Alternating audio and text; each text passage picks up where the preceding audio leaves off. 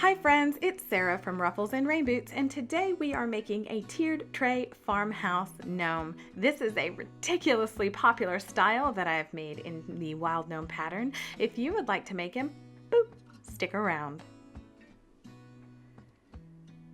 As always, please like this video so I know you're here crafting. Speaking of crafting, I'm going to show you today in just a few minutes how to make this 5.5 inch tall gnome. You can get the pattern below, and we're going to talk about two different hats. So we're going to use Mongolian fur and frosted gray, the pattern, some gray felt, and a ticking stripe fabric. This is such a popular fabric you can get anywhere now, but I'm going to start out with the felt body in the dark gray, and I'm going to follow the no-sew method in the pattern. This one can be sewn or non-sewn, which is super nice. So follow that to make your sort of flower base here. And once that's set, we're going to attach the bottom. This is an easy way to make a gnome, but I just want to say this one is extremely light because it's only 5.5 inches tall. So we're not using a ton of weight for it. It makes it great for shipping. It makes it perfect for tiered trays. But at the same time, if you are selling it, you're going to probably want to put a couple of securing stitches in there or put all of the inside stuff in a bag. So I'm just going to go through, speed this up here, and just putting the hot glue all the way around the base. And right there, I don't have the same width, so I'm just going to add some more and press it in. Once that's all secure, you're just going to flip it outside right, and then it's time for filling. I'm using poly beads for my weight, which are non-odor and non-moisture absorbing. I do recommend this if you sell your gnomes. And then I'm going to fill it halfway with that, and then I'm going to take polyfill the rest of the way. I get asked a lot about how much polyfill you should use. And when you squeeze it in between your fingers, it should bounce back to its original shape. Nothing should be busting at the seams though. All right, so I'm going to use the no-sew method to close this up. So grab finger protectors, press this top flower edge together, and then kind of pull the glue up. And the reason I'm doing that is because it creates a really nice flat, wide join for our hot glue. Next up, after that's all dry, we're just going to cut off any hot glue that might have seeped out. Makes it look really nice and clean. Next up, it's time for the hats, after I give it a couple drop tests and squeeze tests. Now for this one, I'm going to show you two different style cone hats that are in the pattern. This one is pages 19 and 20. You need to assemble this one just by cutting the piece of paper and taping it together. And then we're going to cut this out of our ticking stripe fabric and hot glue hem the very bottom. If you have some pinking shears, that would be super cute for a farmhouse look as well.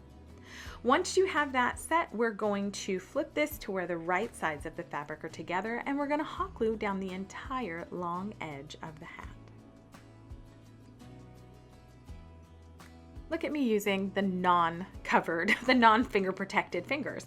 Okay, so we don't need those for right now. We're just going to swap out this hat using something to poke out the tip. And in the upper right, you can see I've made another hat to show you the difference between the two cone hats in the pattern. So this one looks huge on this guy, but that's only because we don't have everything else in place. So you can see, but you can see how it kind of fits over. Look at this little one. So this is a really cute look too. I don't think for this farmhouse style, to me it sort of looks like those, you know, those pajama hats from Scrooge movies.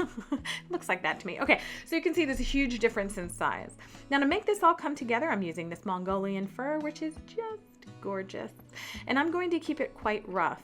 I'm going to cut once, measuring twice, there you go, and I'm going to cut just a wide rectangle. I do have a selvage edge over here where the fur gets all matted on that side, so I had to cut it off because it just bothers me. Next up, I'm pulling out whatever that was in the fur, giving it a quick brush, literally, that was it. And now right below the seams that you've made, we're going to attach this, and it's gonna drape out. The reason we left it as a rectangle, because we want that drape. We're not making a full wraparound beard where the two pieces of fur come together because we are going to pull the hat all the way down to the bottom, to the little gnome bottom. All right, we're going to split the fur to its fabric backing, put a piece of a dollop, a ball of hot glue, and then we're going to press our nose in. I'm using a quite large, more than an inch, piece of a wonky, sort of very organic clay nose I made from Sculpey polymer clay. You can use a felt round, you can use a wood bead or a wood round, anything you'd like. Slip on the hat, and I like to do this here so it gets it nice and positioned. Add a bit of hot glue, scrunch down that hat, and make sure your front is in place before moving on. So I'm just going to pull it down, making sure the very back goes all the way to, so you can see it there. So it goes all the way to the bottom. You'll see. Boop, there you go. Line that up and it makes it nice and it pulls it back a little bit.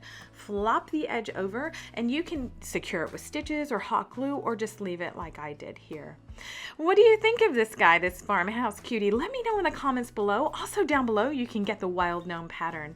As always, I really appreciate you being here. Please like and subscribe for more crafty fun.